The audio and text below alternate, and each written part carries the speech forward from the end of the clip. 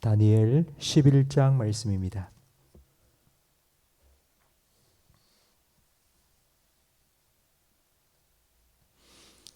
다니엘 11장 10절부터 19절까지 한 절씩 교독하겠습니다.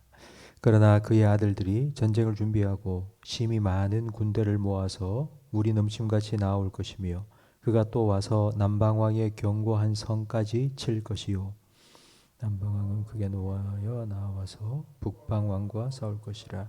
북방왕이 큰 무리를 일으킬 것이나 그 무리는 그의 손에 넘겨준 바 되리라. 그가 큰 무리를 사로잡은 후에 그의 마음이 스스로 높아져서 수만 명을 엎드러뜨릴 것이나 그 세력은 더하지 못할 것이요 북방왕은 돌아가서 다시 군대를 보다 더 많이 준비하였다가 몇 대 곧 몇 해 후에 대군과 많은 물건을 거느리고 오리라. 그때 여러 사람이 일어나서 남방왕을 칠 것이요 내 백성 중에서도 포악한 자가 스스로 높아져서 환상을 이루려 할 것이나 그들이 도리어 걸려 넘어지리라. 이에 북방왕은 와서 토성을 쌓고 견고한 성읍을 점령할 것이요 남방 군대는 그를 당할 수 없으며 또 그가 택한 군대라도 그를 당할 힘이 없을 것이므로 오직 와서 치는 자가 자기 마음대로 행하리니 그를 당할 사람이 없겠고 그는 영화로운 땅에 설 것이요 그의 손에는 멸망이 있으리라. 그가 결심하고 전국의 힘을 다하여 이뤘다가 그와 화친할 것이요 또 여자의 딸을 그에게 주어 그의 나라를 망하게 하려 할 것이나 이루지 못하리니 그에게 무익하리라. 그 후에 그가 그의 얼굴을 바닷가로 돌려 많이 점령할 것이나 한 장군이 나타나 그의 정복을 그치게 하고 그 수치를 그에게로 돌릴 것이므로 그가 드디어 얼굴을 돌려 자기 신생들에게 향할 것이나 거쳐 넘어지고 다시는 보이지 아니하리라. 아멘. 다니엘은 애국자입니다. 나라의 회복을 위해 일했던 사람입니다.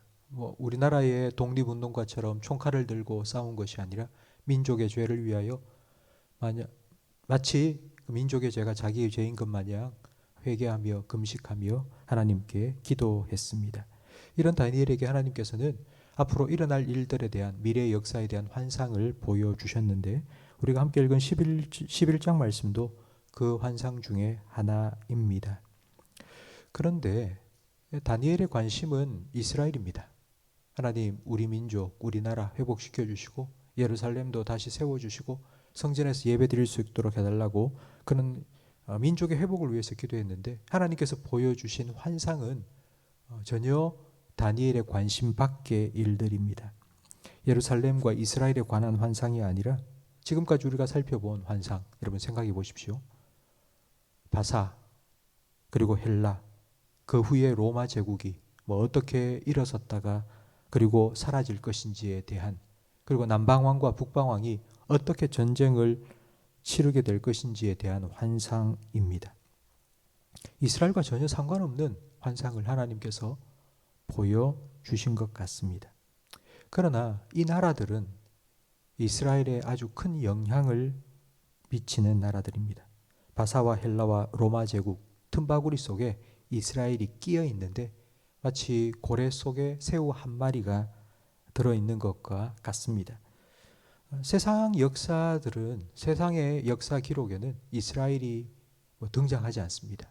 조그마한 나라 이리 치이고 저리 치인 아주 작은 나라일 뿐이지만 그러나 하나님께서는 이스라엘에 관심을 가지시고 다른 여러 나라들의 흥망성쇠를 통하여서 이스라엘이 어떻게 될 것인지를 보여주고 있습니다.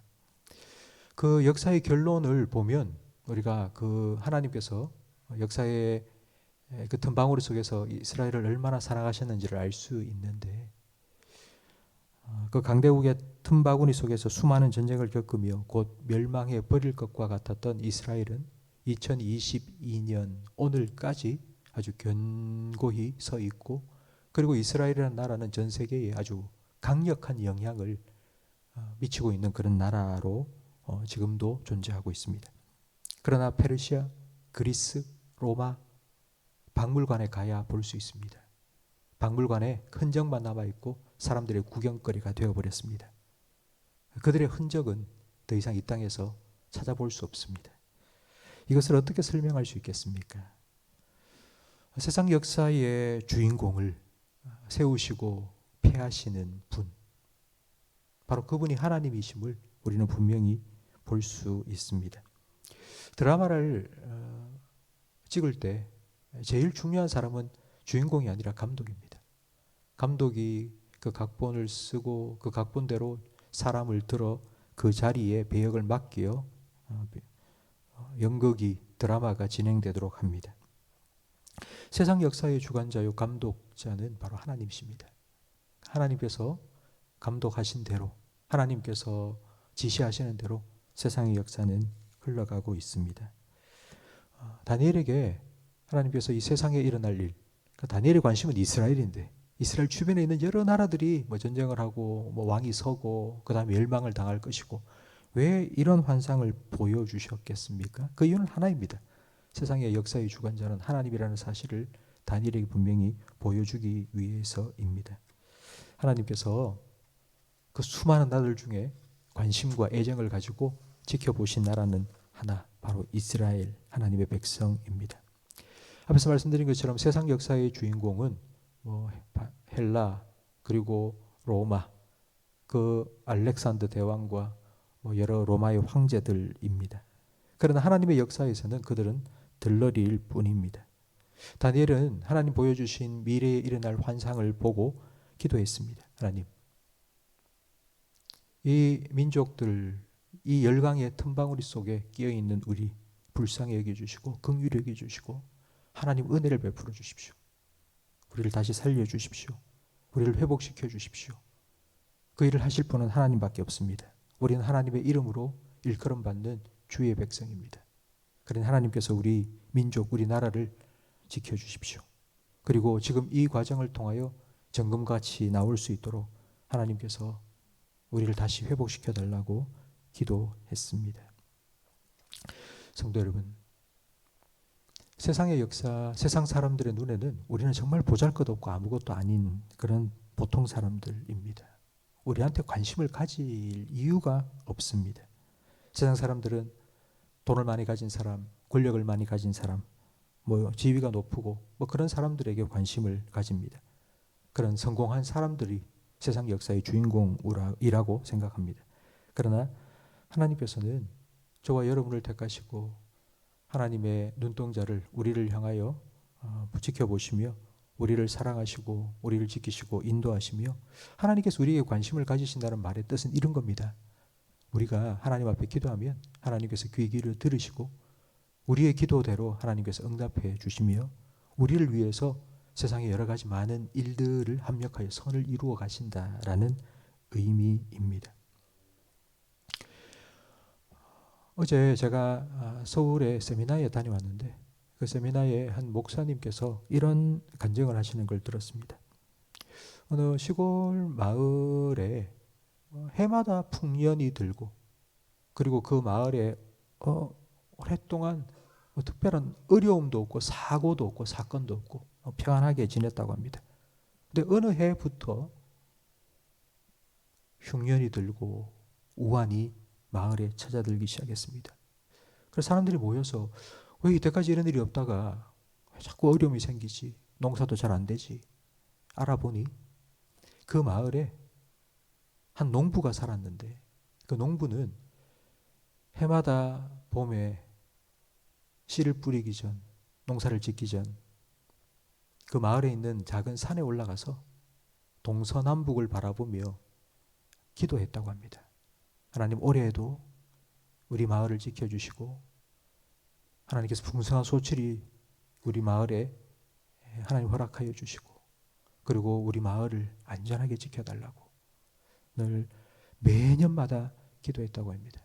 근데 그분이 돌아가시고 난 그 다음 해부터 흉년이 들고 이런저런 사고와 사건이 그 마을에 생기게 되었다라는 이야기를 들었습니다.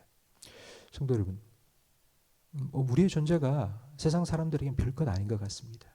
우리가 하는 기도, 그 기도가 어떤 큰 영향을 미치겠나 생각할 수 있지만 하나님께서는 저와 여러분에게 관심이 있으십니다. 우리를 지켜보시고 우리의 기도에 귀 기울이십니다. 하나님께서는 세상의 역사를 우리 하나님의 사람들의 기도를 통하여서 이루어 가시고 하나님의 뜻을 이루어 가실 것입니다. 여러분, 성공의 기준이 여러분이 무엇이라고 생각하십니까? 사람들에게 인정받고 사람들에게 존경받는 것, 여러분 그것보다 더 큰 성공은 하나님께 인정받고 하나님 사랑받고 하나님과 동행하는 삶입니다. 저는 성경 속에 나온 인물들 중에 가장 성공한 사람이 누구냐라고 말한다면 저는 한 사람, 제일 먼저 생각나는 사람은 바로 에녹입니다. 에녹은 그의 평생 하나님과 동행했습니다. 하나님과 동행했습니다. 단 한 줄 그의 인생에 대한 평가가 창세기 5장 24절 말씀에 나옵니다. 에녹이 하나님과 동행하더니 하나님이 그를 데려가심으로 세상에 있지 아니하더라. 이 땅에 살아가는 동안 하나님과 늘 동행하며 그리고 하나님께서 그를 데리고 하나님 곁으로 데려가신 바로 그 에녹. 성도 여러분, 비록 우리가 가진 것이 없고 우리는 세상 사람들에게 인정받지도 못하는 보잘것없는 보통 사람, 평범한 사람 그런 삶을 우리가 살아간다 할지라도 하나님께서는 여러분을 사랑하십니다. 여러분의 기도에 귀 기울이십니다. 뜻이 하늘에서 이루어진 것 같이 땅에서도 이루어지게 해달라는 주님이 가르쳐주신 기도를 매일매일 드리는 저와 여러분의 삶을 통하여 하나님의 뜻을 이 땅 가운데, 하나님의 역사를 이 땅 가운데 이루어 가실 것입니다.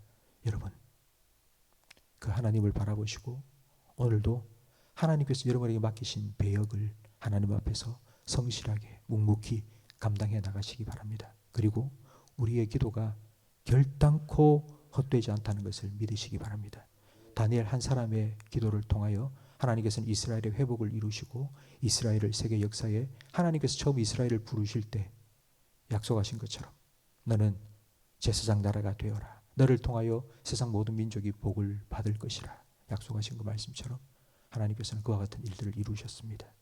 성도 여러분, 우리의 기도를 통하여 하나님께서 일하실 것입니다.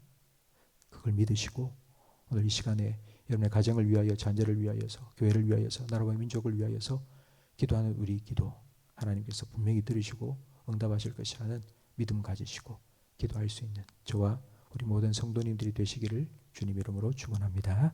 기도하겠습니다. 하나님 아버지 감사합니다.